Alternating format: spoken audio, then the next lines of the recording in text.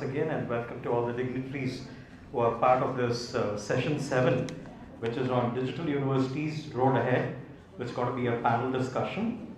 And we have heard a lot from Jagdishwar Rao sir recently, where he said about the open or the digital university that is to be launched. Yesterday too, we had Nadda sir share that if you have to reach the targets of the gross enrollment ratio by 2035, then we are running short of the resources, and the only solution that lies is with digital universities.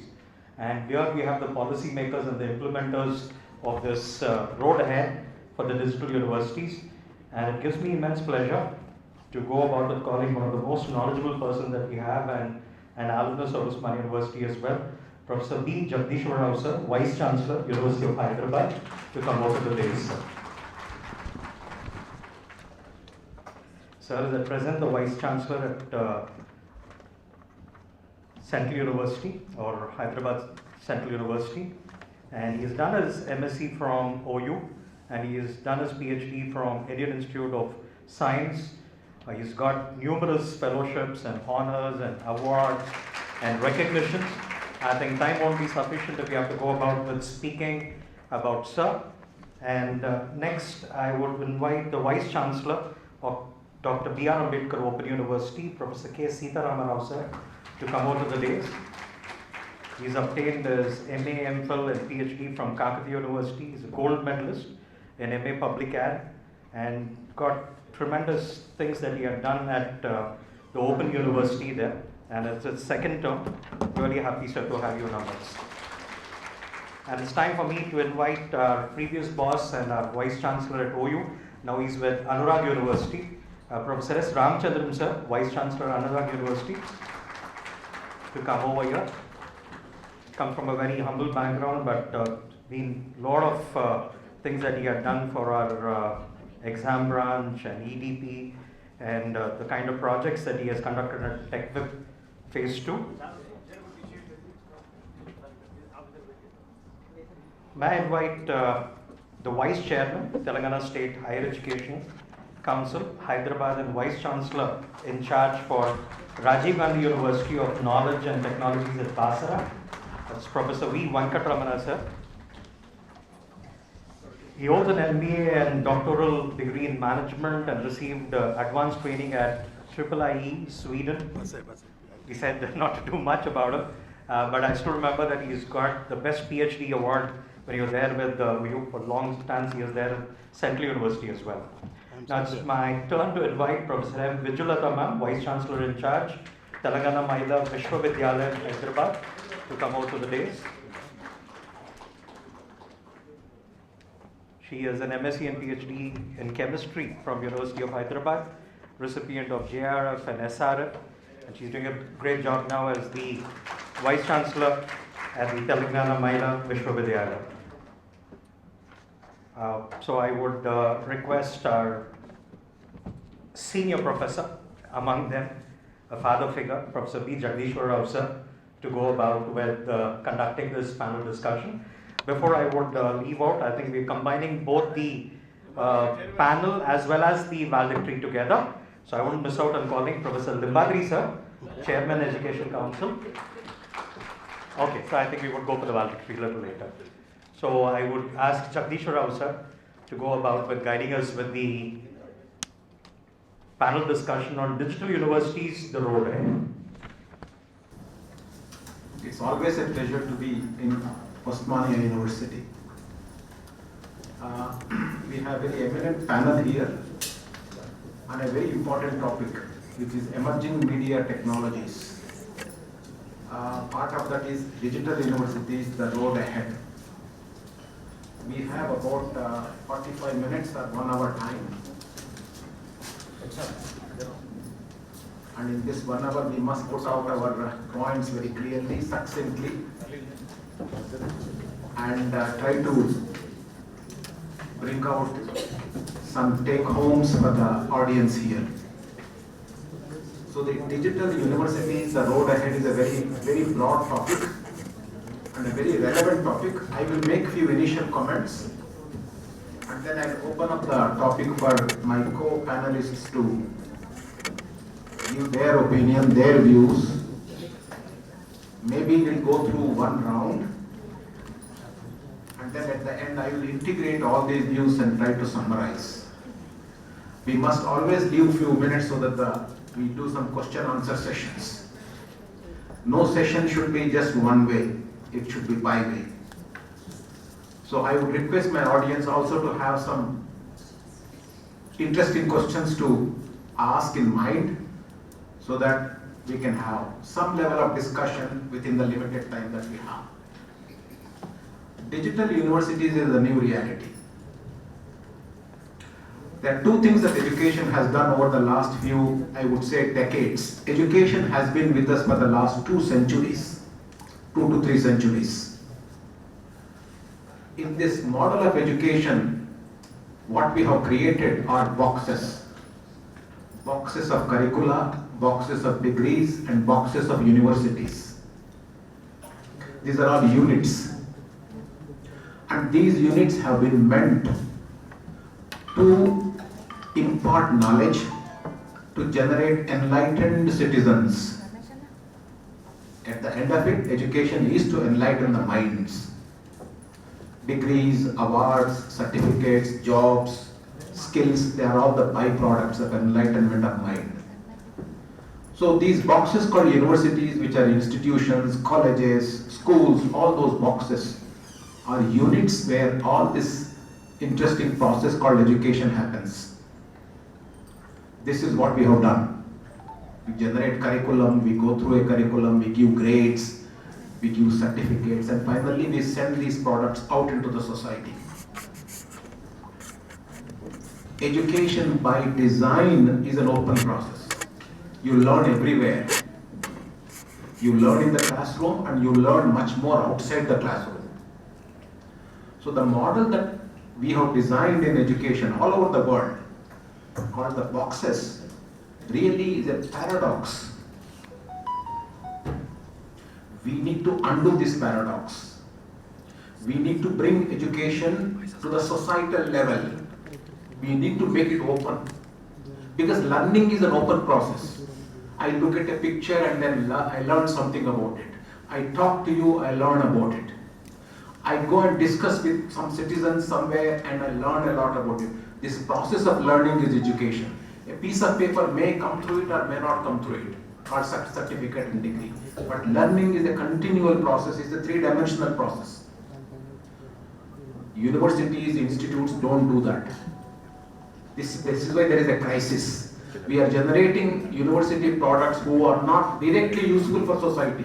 There is a gap. This paradox, the education which is meant for society has gone away from society. How to bridge this gap? And how to make it much more high-scaled process. The so-called universities only educate a small percentage of citizenship. Only now we are trying to improve gross enrollment ratio. Even in the advanced countries, gross enrollment ratio is never close to 100%. Education should be for all. Most advanced countries also have not reached it. We are 25%, we are trying to go to 50% with a lot of struggle. So the scale of the process also has to improve. Gap has to be bridged, scale has to improve so that all citizens become enlightened through education. Now there is a model called digital education, digital learning, where you can sit where you want to sit and learn. This is an open system. This is driven by your self-interest. Nobody is going to force you. This is a new model. And this model is going to open up education beyond the box. It is for everybody. It's going to happen one decade is there. Within that it will happen. Million times faster, free space in the Google, in the clouds.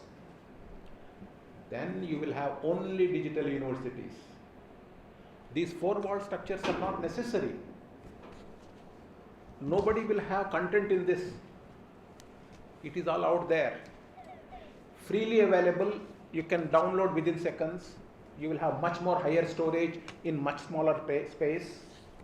Imagine that in 1 decade from now, it will be a different world. Then digital education will be the only source of education, in my opinion.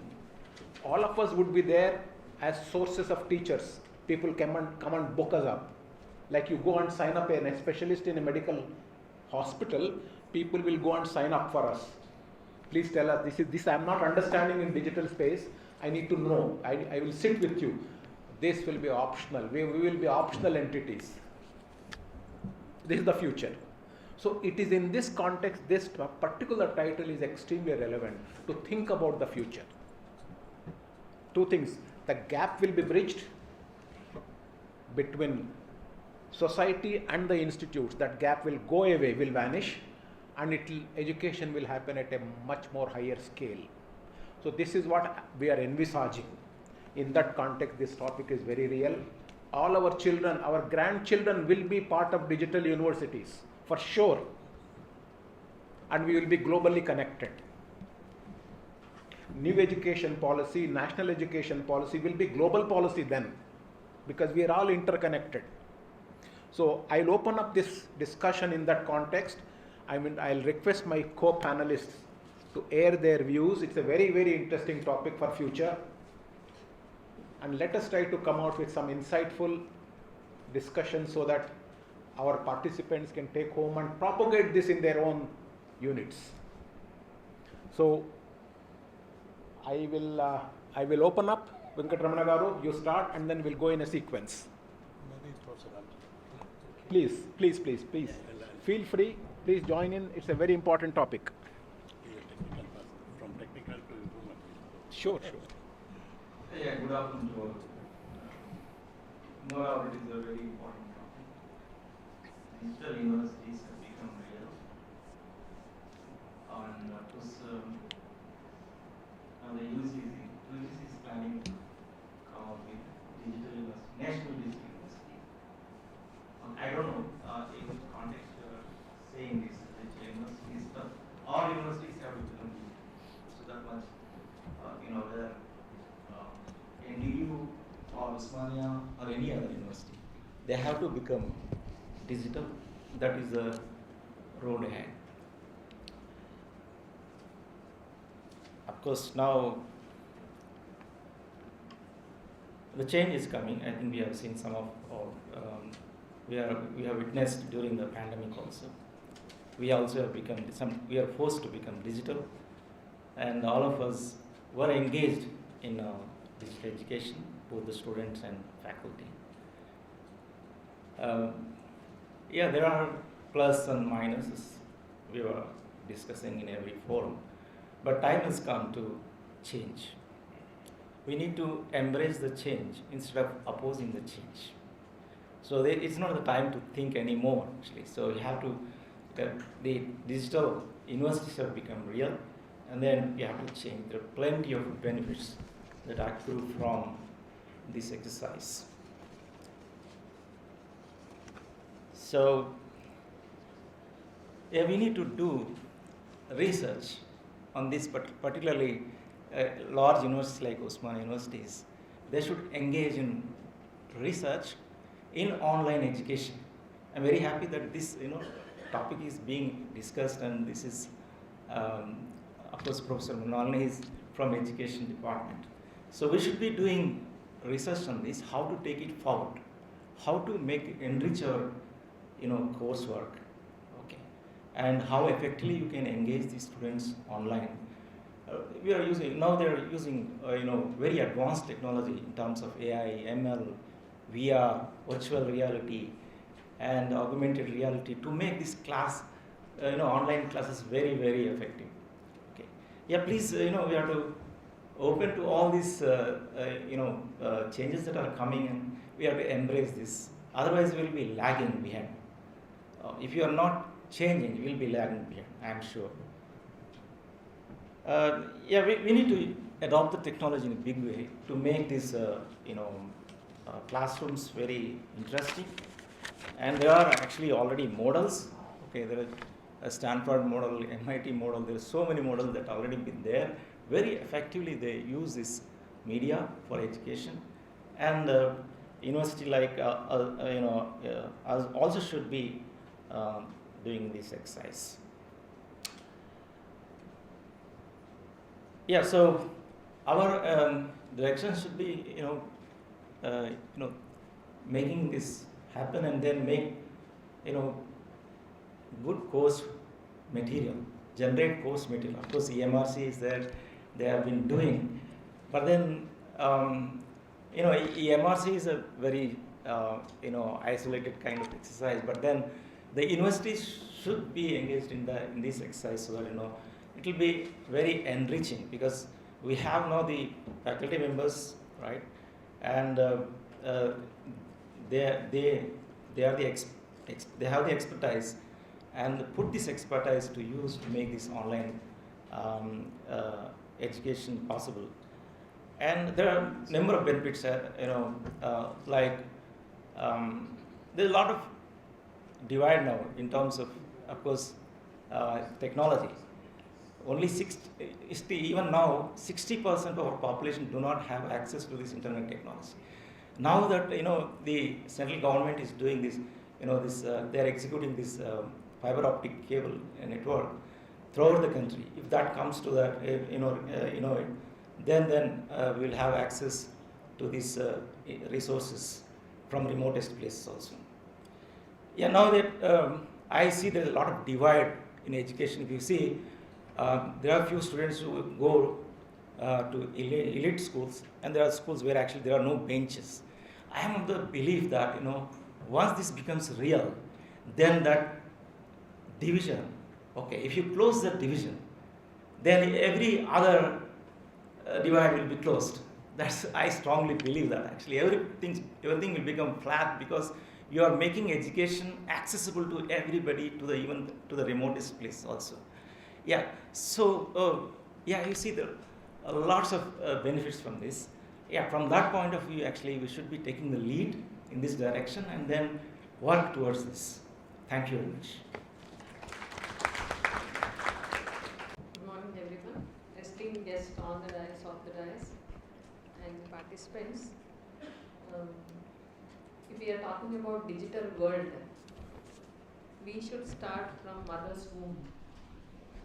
When we talk about a fetus growing in the mother's womb, communicates with the mother, and whatever she teaches is learnt. We have Puranas which tells, right? Arjuna speaking to, and how he has learnt things. It is nothing but an umbilical cord connection between the mother and the fetus, which helps them understand the outer world, how it is, and they start learning from their itself. So that umbilical cord is our fiber optics. So when we talk about digital universities, this digitalization should start from the school itself, so that the children will get inculcated towards learning on a digital platform.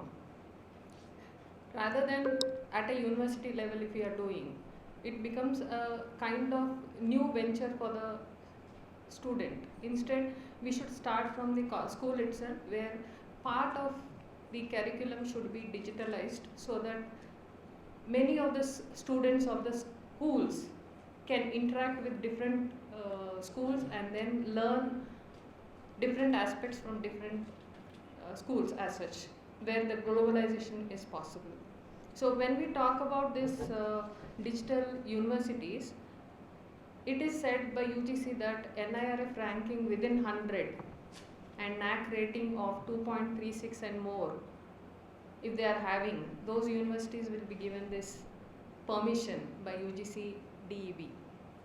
So when we talk about such kind of clarity in UGC, so all the universities should buck up to get these ranks and gradings, so that the digitalization will be possible. So, and also this digital credits which we are talking about, only 40% of the required credit points can be obtained from outside the university, and 60% will be within the university. So that is one of the very good initiative, because chalk and board teaching is also very important, and also practicals if you are talking about. sciences requires practicals, hands-on sessions, which digital cannot help. So if we can have such kind of 60-40% of variation, where 60% will be offline and 40% will be online, that will be a greater initiative compared to 100% of digitalization, where sciences will set back. So there will be a long gap which will be coming, where in sciences, if we are not planning along with the practicals, it becomes very difficult for the students to understand. Of course, I do agree that our syllabus, where we are teaching theory and the practicals are not going hand in hand, but we have to improve the practical knowledge and syllabus so that the students will know as to what they are learning in the classroom and what they are doing in the labs. So that part I feel is somewhat missing in these digital universities. Otherwise, other subjects like liberal arts or any subjects which do not require any kind of practical knowledge can be digitalized. That is one of the things I want to say. Because of this digitalization, I feel that UGC has joined hands with MIT, that is Ministry of Electronics and Information Technology, as well as common service centers should be developed, so that it will enable the students in remote or underdeveloped areas to access high quality education, and technical facilities should be given to them. So that is one of the major issues which we have to fight back, where this kind of digital facilities or tech facilities should be given to the remote places also, underdeveloped places. So, and also universities and colleges which are going for the digitalization, they should have a well-equipped edtech platform. Without this edtech platforms, it will become very difficult for communicating with the others outside the universities. So one of the important and very good aspect about digital universities is there is no bar on number of seats. So whoever or how many ever students wants to join a course, they can easily join. So there is no limit. Now we say 40 students, 60 students or 100 students. Max we go up to 120, not more than that. But thousands of students can join when it is digital platform. And there will not be any entrance, no cut-off marks, and the preference will be given with a minimal eligibility. So if you have that minimum eligibility, then you can join that course. And because it is digital, it will be quite affordable. So you need not pay huge finances for this. Heavy finances are not required and less expensive. So you can talk about various courses in regional languages, and you can also start with mother tongue as one of the languages. So many of us, we learn in the medium of English, but if we have a mother tongue as a language for communication when we have it, in the same way if we have to learn the subject in our own language, the impact is more compared to having a foreign language. And because of this digital universities, as sir said, G.B. Rao sir said, it is the greater enrollment into the higher education is possible by this method. And the financial constraints which I was talking about also can be reduced, and the criteria for education eligibility is also reduced, and because of this we are globalizing, and because of that upskilling, and this upskilling will always contribute to the national economy. And it is a long time goal. We have just started, so we should strive hard to get it done. And I feel that there are challenges in this digital university also, because as I told you, that access to the amenities for online education is a very important aspect which we have to understand, as how the platform has to be and how we should communicate with the rural people or the underprivileged or the underdeveloped areas, and how much attention span the students have. We have seen in COVID, the pandemic and the virus has helped us rather in a positive way if we take, we have all learned to know teach in online mode. Before that we never had this. But this online mode has helped us to make our students understand what we are trying to teach them. But how much of attention the student is paying towards the teacher is one of the important aspects which we have to take into consideration. And because of this digital universities, the student need not go to that university as such. He can study from where he is located.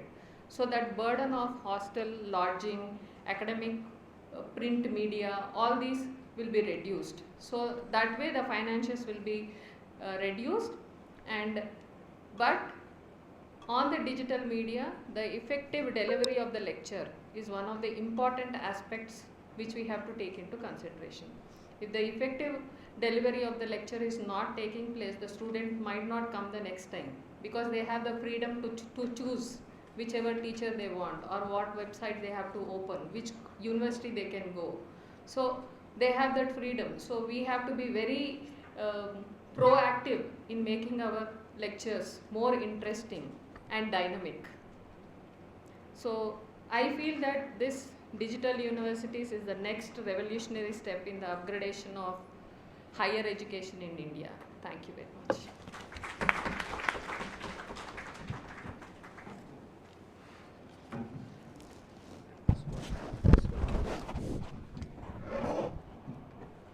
So thank you very much, sir. Honorable Chairman of the session, Professor Vijay Rao, and my co-panelists, Professor Ramchandram Garu, Professor Vijulata, and Professor Venkatramana. At the outset, I extend my, I felt I am very thankful to the organizers for giving me this opportunity to participate in this session. Now the panel is very interestingly composed, and 3 scientists and 2 from social sciences. Among the social sciences, 1 is from management. So this is the combination. We have to analyze and discuss about the digital universities today. So from my point of view, as a belongs to a student of social sciences, I totally do agree with the opinion expressed by our chairman, Honorable Professor Vijay Rao. It is emergence of digital universities is inevitable. It is a historical necessity over a period of time in the context of globalization, in the context of expansion of digital technology, especially related to teaching and learning. We cannot escape. It is inevitable. We have the question here is how best and how fast we can adjust and adopt ourselves to the emerging new reality. What he said is right. So this lies the crux of the problem for me as a student of social science. So, all right, digital university, now it is included in the national education policy. Central government of India is also has taken up a decision to start a digital university. And no doubt, these digital universities are they are global in nature, more flexible and cost effective, but not everything. So the question here is the entire learning process or teaching process, which was earlier compartmentalized, will be broken, and the boxes will be out of box thinking will come out, and these boxes will be opened up, and learning will become a continuous process, as our Professor Rao said. No doubt about it. All these are definitely advantages to teaching learning process. Now, any higher education institution has to focus on or confined to teaching, learning, research, extension, training and consultancy. These are the basic functions of the any university. And the even new education policy or new national education policy also recognized the, without mentioning the name of open universities and their contribution in their policy document, they have recognized the relevance and existence and necessity of multimedia and multi-mode learning process. Now the blended mode or hybrid mode is the important dimension added to it. So whether it is mode, whether it is a textbook in the print form, audio lesson or a video lesson, or now it is MOOCs, Swayam, with online learning through this Wi-Fi support. So that is the, all these are modes. And media is also in the same process, multimedia, where technology integration has become more. So these are, earlier these practices are there in open universities. Now these are being integrated into one name called as blended mode. Which mode is useful to which course? That we have to decide. That is there lies the problem. We cannot totally go for this online learning. We cannot confine only to classroom teaching. It is not possible also. So these things are emerging. So finally, whatever it is, self-learning is a best learning. That is most important. As we have the examples of Ekalavya. That is always it is given in open universities, sir. Markata Nyaya and Marjara Nyaya. Markatam Koti. Kote చేసి అంత తెలుగు అందరికీ అర్థం చేసుకుంటాను. మరకట న్యాయం అంటే కోతే చేస్తాట చిన్నపిల్లనే, అది చిన్నప్పుడు దాన్ని చేస్తే ఇసిరేస్తుందట చెట్టు మీద, అది పోయి ఖచ్చితంగా దాన్ని పట్టుకోవాల్సిందే, కొమ్మలు పట్టుకోతే కింద పడి చచ్చిపోతుంది. అదే మార్జాల న్యాయం ఇది అట్లా కాదు. ఏది పిల్లలు కళ్ళు తెరిచేదాకా అది దాన్ని ఎంబడైతే నోటితో పట్టుకొని పోయి తీసుకుపోయి అన్ని ఇళ్ళ 7 ఇంట్లో పిల్లి కూర అంటే చూసినాం మనం, ఆ 7 ఇంట్లకు తిప్పుతూ ఉంటుందట. అంటే మరి ఇది మనం మరకట న్యాయం కరెక్టా, మార్జాల న్యాయం కరెక్టా? రెండు. అయితే ఇక్కడ సమస్య ఏంటంటే we should also teach our students, as our sir said, there is a saying in Chinese saying is that teach your children how to catch the fish, don't catch the fish and give them. That is the point. We have to make them to learn how to catch fish. So that is the point. That is the reason self-learning is best learning. There is no other. At the same time, another one important saying is there. Learning is not outcome of teaching, sir. Learning is outcome of an activity. It is always based on an activity. If you go on doing that activity, you will learn more. Your understanding will increase. Your analytical capacities will increase. And you will be more clear. And so this is the thing we have to keep in mind. Then coming to the point here, then all right, we have to, what I have said first, it is a new reality, inescapable, but at the same time, how fast and how best we can adapt and adjust ourselves is the question. Here comes the policy and execution of the system as a digital university, whatever it is. So here, when it comes to the question of policy, here comes the society, government and governance. We cannot avoid this. It is a part of the reality. So, in the same way, what is the policy dimension of the state? What is the nature of the state? What is how governments are functioning? What is the nature of governance? Yesterday in our AU conference also discussed that about the minimum government and maximum governance. These things will come into picture.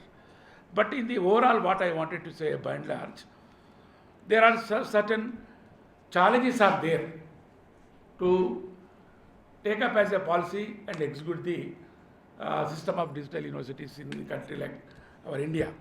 So there is a lot of digital divide is there. This techno-cultural diversity is there in the country. But the question is, At the same time, how to bridge the gap with a lot of speed to make them available to the learners about the digital universities, how best they can come up immediately. So madam said that from the schooling itself, if that is next generation, it is very easy for them. But the present generation and whom they are going on now, it will be difficult for them. And at the same time, how to ensure the human interaction process in the online learning. That is also one of the challenge. This human interaction need to be increased in the digital mode of learning. And at the same time, how best we can control the malpractices of digital learning, like now ChatGPT, lot criticism is going on, saying people are saying that it is a high-tech fraud, it is a high-tech plagiarism and all that. All these things are there, but how to control these malpractices is also a challenging issue for the academicians and as well as academic administrators and governmental and governance also. And one more thing I wanted to add, finally, last point. Humanities, study of languages, literature, arts, performing arts or fine arts, or media studies. For media studies, exactly this technology, digital technology will help a lot. And it will add three-dimensional kind of learning process to the students also. But the quantifying the human emotions is a important question. To what extent we can do that? To what extent we can quantify? To what extent we can capture? For example, nowadays about Balagam cinema, a lot of discussion is going on. It has captured the emotions of the reality, society, rural Telangana. So that is the thing. So it is a media. It is a movie, cinema mode. It is a three-dimensional, whatever it is. We can do that. But when it comes to the individual performance, in a different way, cinema is the integration of all sound technology, picture technology and everything. But here is, but other aspects, certain things are there where individuals can only perform, like music or other vocal or instrumental, whatever it is. But these things, how best we can quantify them, how best technology can be integrated into it. Recently I have studied somewhere, one student of Stanford University scholar as innovation, as he has done a good innovation, a computerized musical instrument. Whatever the way we sing the song, and that plays the music accordingly, tuned to your tone. So that is the interesting thing. Like this, things are coming up. So in this context, keeping all these aspects in view, no doubt digital universities are an inevitable reality, but the question here is both at the execution level, society, teachers, learners and government or academicians, how best they can adapt themselves to this upcoming new reality is a challenging one. This need to be addressed properly in this context. Thank you very much for giving me this opportunity. Of this session, my Vice Chancellor, Professor Vijay Rao, colleagues in the university ecosystem in Telangana, my colleague Professor Devatri, friends from Valley University, which has been my employer some years back. Today is actually a very interesting day. I'm in Osmania University where I work, I studied, and along with my Vice Chancellor who's from University of Hyderabad and colleagues. So, and the same organization we work, both of us are here. So it's actually an amalgamation of all the educational experiences I had, which I want to just take it in the next 5-7 minutes.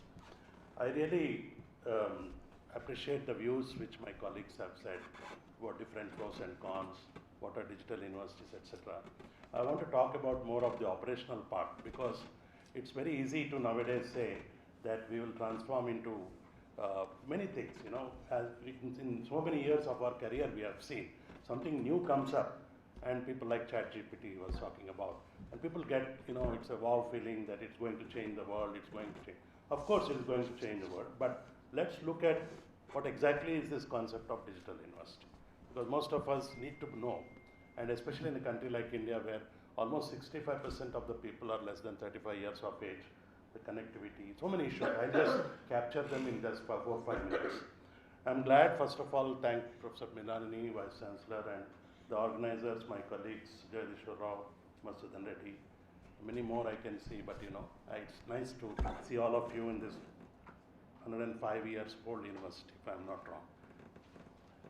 The themes which we have dealt already are digital university initiatives in India, learner-centric MOOCs, role of SWAYAM, IPR, very essential.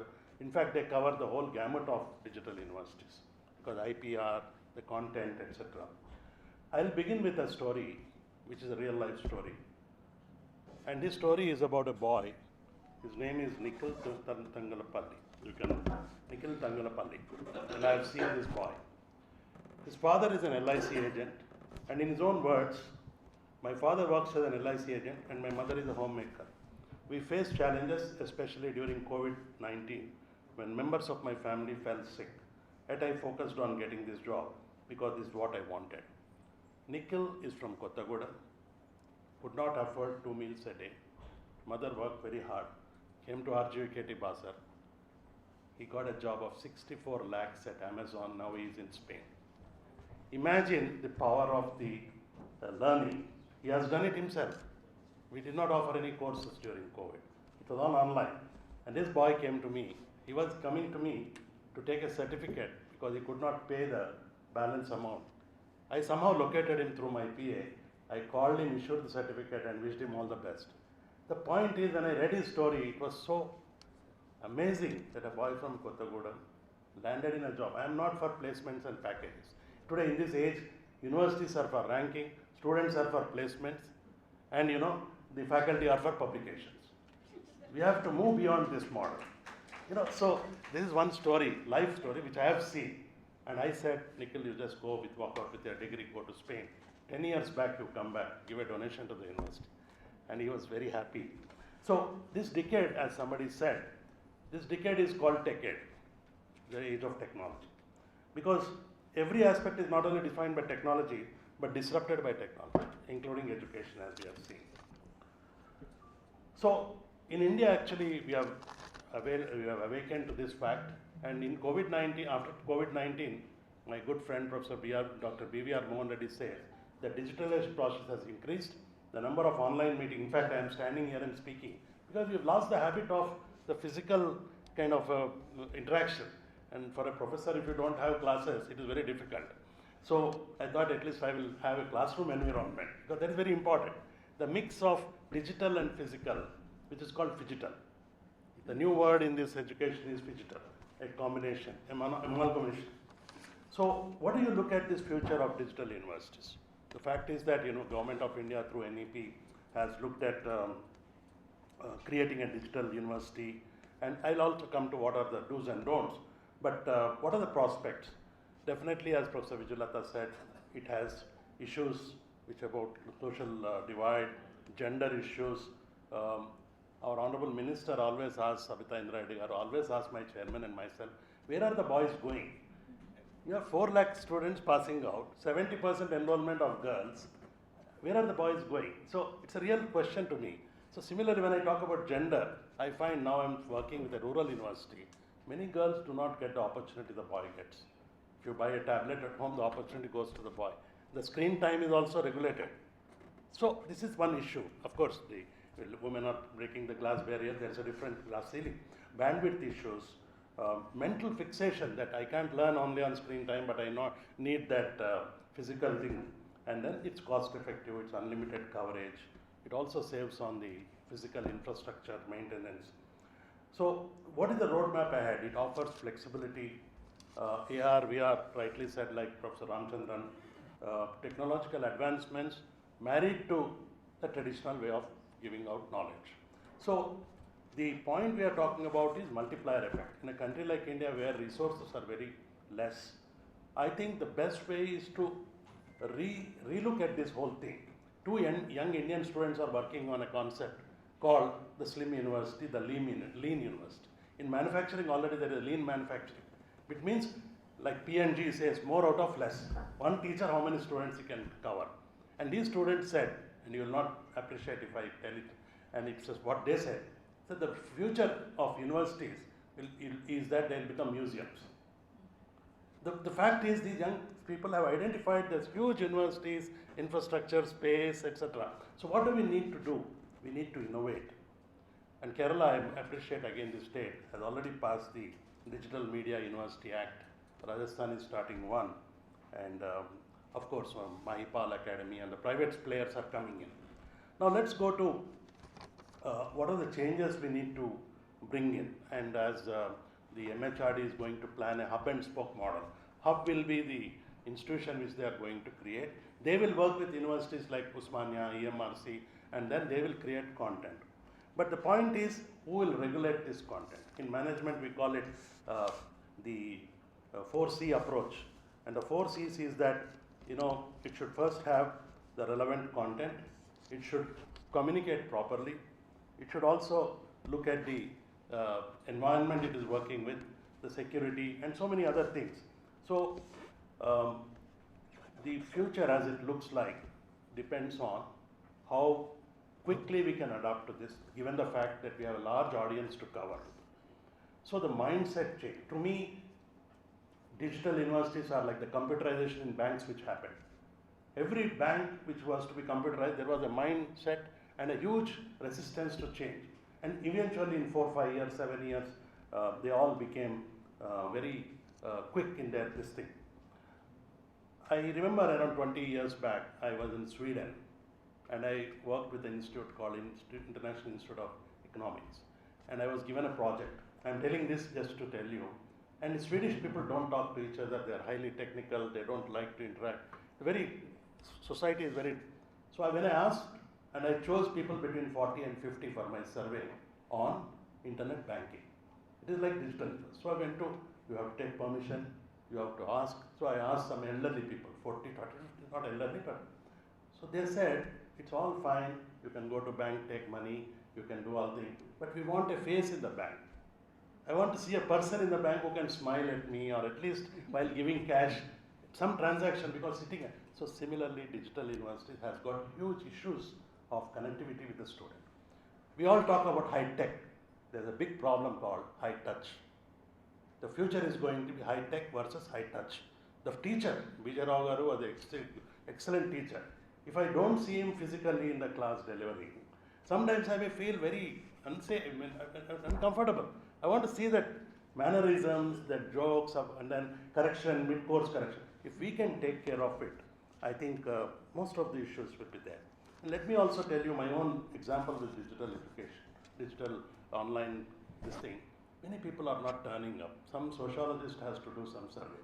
I have now just introduced a recent thing about a good NGO from US training my students every Sunday.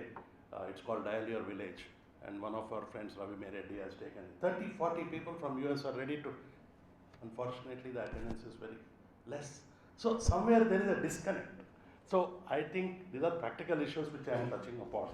But overall, it looks like the future is going to be digital. The future is going to be use of digital tools and techniques. And finally, what do we need to do as teachers? We need to quickly adapt to this. We need to actually begin learners again. When I do courses on Coursera, I'm trying to do some courses, especially related to administrative law, etc. It takes me almost so much time to but I am also supplementing with some nice references.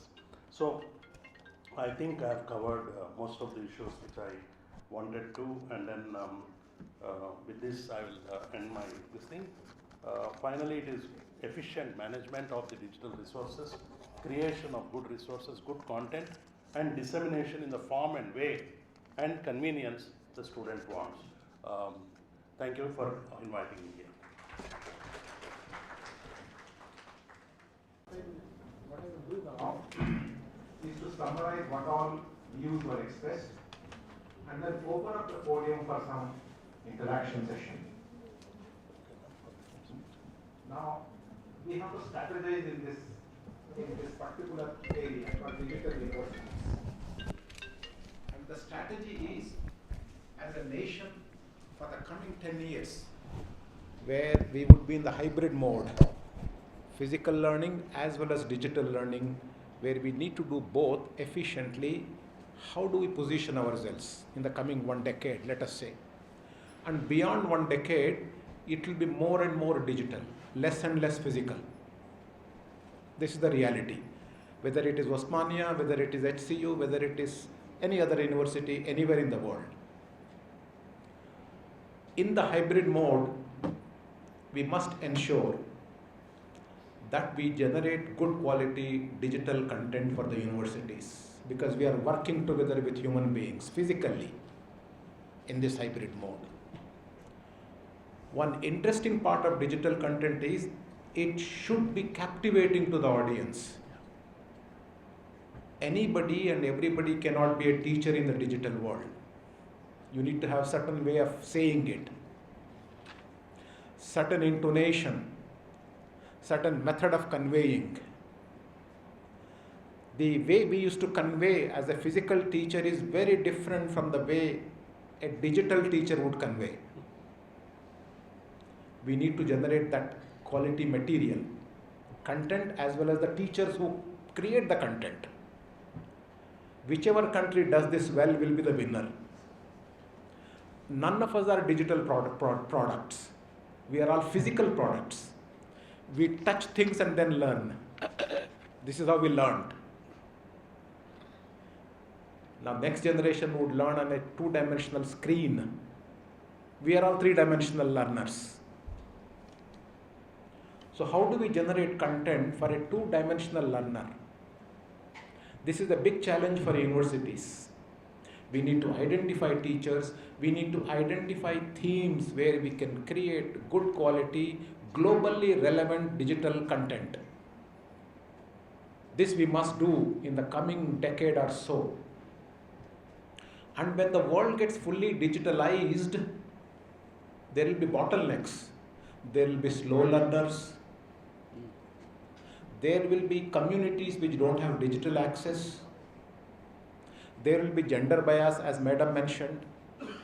There will be all kinds of barriers. We must ensure that we have content against all these barriers. We need to generate good quality digital content for slow learners. We don't have any material right now in digital world for slow learners, which is interactive content. We need to somehow map a physical teacher in the digital world. This is the challenge. That is, when you go through a digital learning, it should be much more interactive. If the student is stuck, the student should be able to ask a question then and there, and an answer should pop out. Nobody has made such interactive digital content. We should take the initiative. All the digital content is static as of now. It is not interactive. We have to generate all this. This is a necessity. If we don't generate, we have to pay a lot of money and buy from outside countries. So this requires certain level of strategy. And I think it is this strategy that prompted the system to generate digital universities in a hub and spoke model.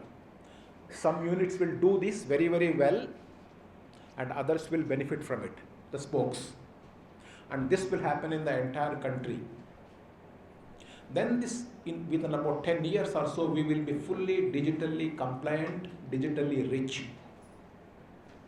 Then of course, after 10 years or so, when communication speeds will be very, very fast, storage spaces are almost free, whether one likes it or not, one will be fully part of digital education. This is the reality.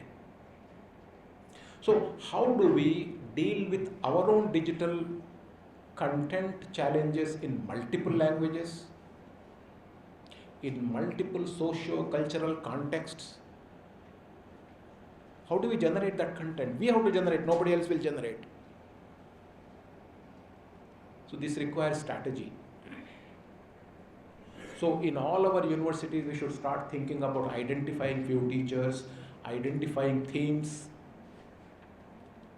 and start generating pre-recorded lectures as well as generate more online content. Whether you like it or not, we have already stopped reading physical books. We have already stopped reading physical books. We used to do this, come back and underline and read. All of us have more or less stopped it, except reading newspapers. So already the transition has begun without us knowing about it. Most of our reading happens on this. So there will be barriers, but everybody will get into it. That's the reality. Nobody goes and does a checkbook writing in the banks anymore. Most of us are online banking. Initially, there was so much of barrier in our heads. Bank strikes were there, because banks never wanted to get computerized. Imagine those days, 70s, early 70s, 80s. There was so much of barrier. That's the natural reaction. Even now we are going through natural reaction. There will be fake degrees, I agree. In the digital world, there will be fake degrees. But system will come up with a way of correcting it. Yes. That's the nature of the process. Ultimately, if I have a fake degree and I appear for an interview, I will be weeded out because I don't have it here. That kind of selection also will happen. Finally, we will have all kinds of noise in the digital world. It is not going to be pure. It will be filtered out. There will be all kinds of noise, but we will have all kinds of corrective mechanisms. Whichever country does this well, efficiently, will be the global power. This is for sure. And we are at a strategic position because we have the demographic dividend with us. And our children are very deeply learning in digital content. My son is much more digitally aware than me, which is a good starting point. Our grandchildren are already much more better than us. That means they have the head start. So that means we are at a very, very strategically advantageous position in the years to come when we do digital education, digital learning. So let us go through it. Our job, we are all hybrid generations. We have seen so many transitions, right? We have seen days when we didn't have any phone at our house. Lot of things have happened. Fax came, internet came, mobiles came, virtual reality came, now ChatGPT has come. We have seen it all. Our next generation doesn't know what is called deprived society. We used to stand in line for kerosene. Our children don't know that. So they are already ahead. So we generate interesting hybrid content to position ourselves for the future. We may not be technically very savvy, but we are intelligent people. That's our virtue. So let us do this transition very well and then sign off. We can sign off after 10 years, 15 years, and then the digital world will take over. So our job is to sign off very gracefully in this hybrid world, generate interesting digital content that is globally relevant. And finally, 20 years from now, anyone who wants to learn will learn. There won't be captive audience in the classrooms. Even in our physical classrooms, only 10% used to learn. Please remember. 90% used to just keep chatting, right?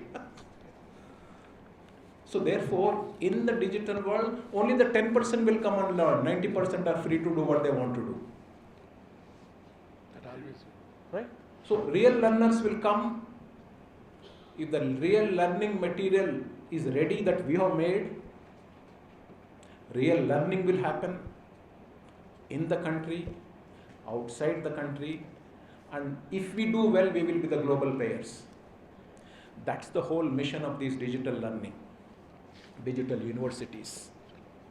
So MOOCs had started some some years ago. Our Swayam started only maybe 5-6 years ago, if you remember. Even now, Swayam is not a big success. We have hardly 2,500, 3,000, courses. That is nothing. In the ocean of knowledge, we need millions of courses. We have not come there. So therefore, now we have to really accelerate the speed, because we only have about 10 years. Please remember, this is my imagination. 10 years, and then after that, it is all free for all. So it is in this context, it is important to strategize, do it very, very well. And if we do it well, we will be global leaders in this area. Because world has recognized that Indian society intrinsically is a knowledge-driven society. We want to learn. This is our craving. And this craving will always be there.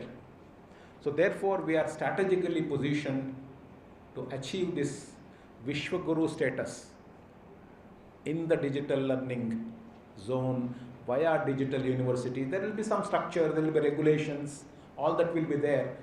But ultimately, we are only counted by our product. How good is the product? So 10 years, the clock starts now.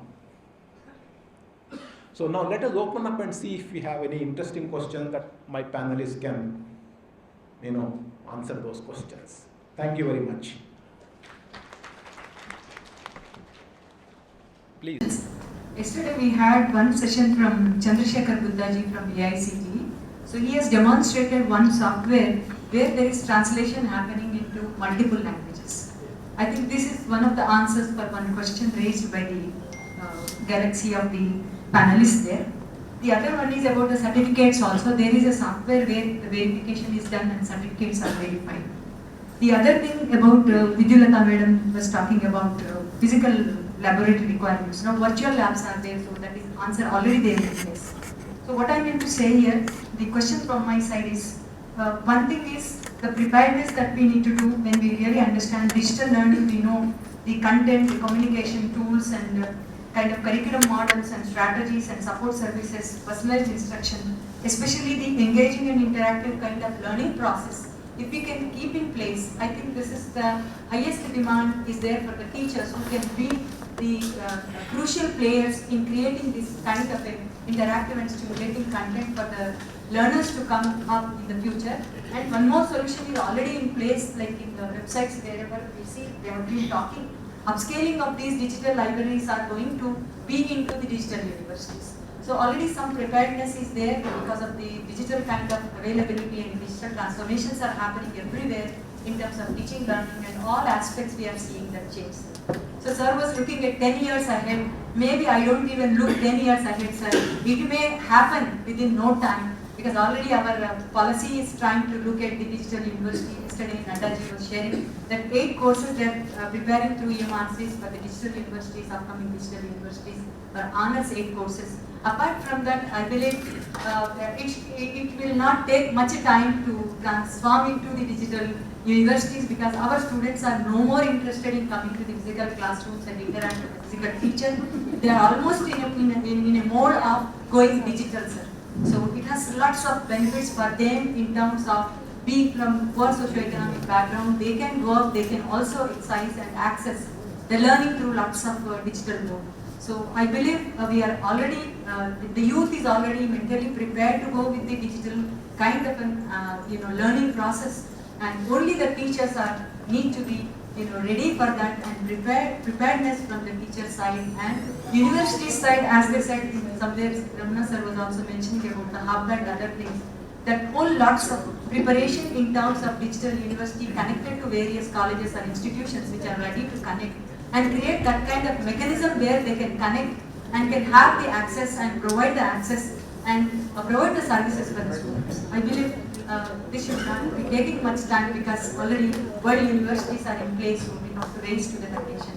Modi ji may be ready to go for that. So thank you so much. Sir, last one, only one sentence question, sir. Yes. Who will be the vice chancellor of the digital university? Whether it is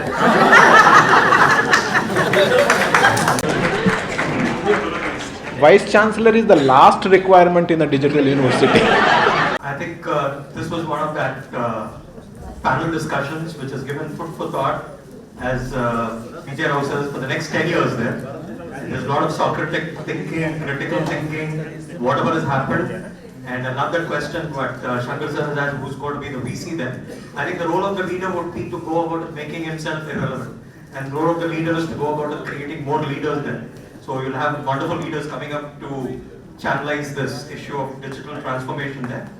Now it's my turn to request Pranali ma'am to take up the felicitation of the distinguished panel members here.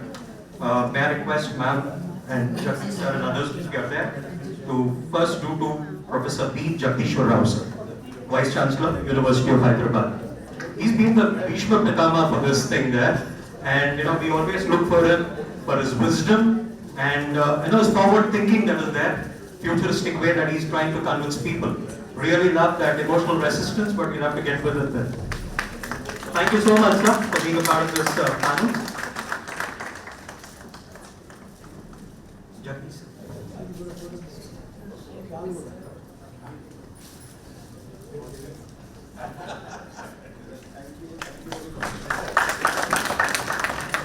Shankar sir. Yes. No.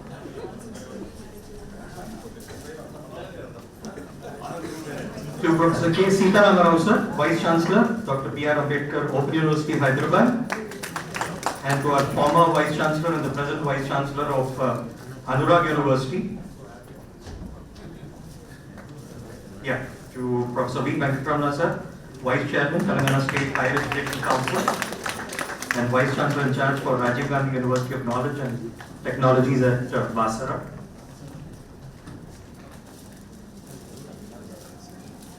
To Professor S. Ramchandran sir.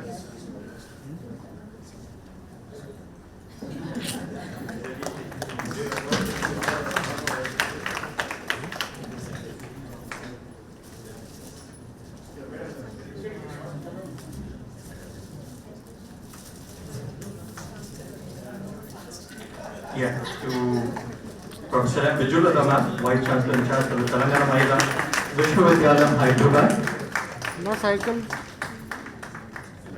There was a grand scale Women's Day celebrations done yesterday.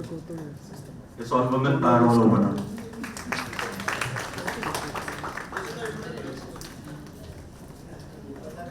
People are talking about gender bias, but it's all about Beti Padhao and Beti Bachao everywhere. I think the Vice Chancellors have a pleasant headache where they have 72% as women students in the higher education today.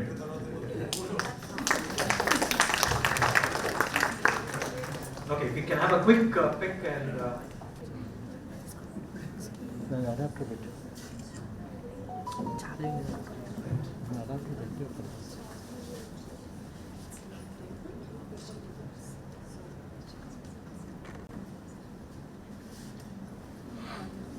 Thank you.